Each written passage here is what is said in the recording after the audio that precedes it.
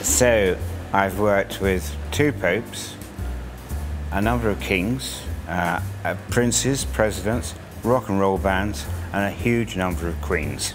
That's working in the industry.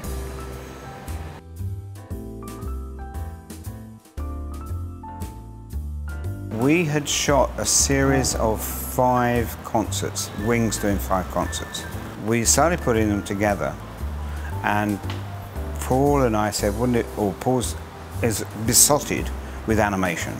And he said, couldn't we get some animation? So we came up with an idea that underneath the stage of them performing, there was a family of mice. And that's the Bruce McNell show. And so we shot it in 72, finished it in 74, and it never came out. I've made about 20 films with Paul. I said, why is it not coming out? And he went, it's for the grandchildren. So he's now got grandchildren, so maybe that's why it's coming out. Well, I'd originally met him towards the end of the Beatles, and then there's a long period when the Beatles are breaking up, and then I made the film you're talking about, either the Bruce McNell show. You know, I found him very good to work with. You know, if I said, I need you at 8:30 in the middle of a field, he would be there at 8:30 in the middle of a field, where some musicians I've worked with will turn up 5 hours later very drunk or very stoned, you know. Floyd was good. Dark Side of the Moon, I made the film that appeared behind them. And we made one version for the French tour, which was the first tour.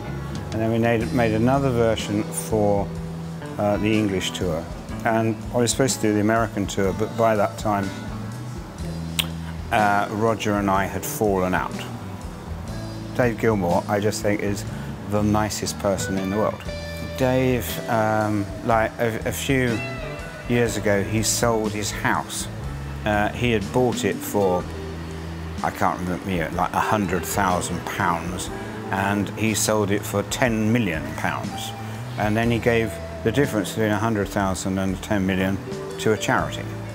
Like a few weeks ago, he sold all his collection of guitars and gave all the money to a charity. And as he says, I make money out of being a musician, not about trading in. So he's a really nice guy, but plays a very mean game of backgammon. Don't play backgammon with him. Lady Sandra Lean, who very sadly died a couple of days ago, we were writing the book in her house, and it's in her voice. When I first met David, I stared into his eyes. And so every day, her housekeeper would come in, and they would speak in Russian. Shwish, shwish, shwish, shwish, shwish, shwish, shwish, shwish, shwish, shwish, shwish, shwish. And I said, after a couple of days, I didn't realise you spoke Russian. He said, I don't. I said, well, what do you speak to in Dolores? She said, that's Portuguese. And I said, well, how do you speak to Portuguese? Darling, when I was 18, I fell in love with this gorgeous man. By the time I was 28, I realised he was a complete shit, but he was a Portuguese, and I learnt to speak Portuguese. So I went, oh, and she said, why don't you go to Portugal? I said, because it's all full of boring English people who used to play golf. And she said, but no, that's in the Algarve, don't go there, it's horrible. Horrible place. You have to go Lisbon and north of.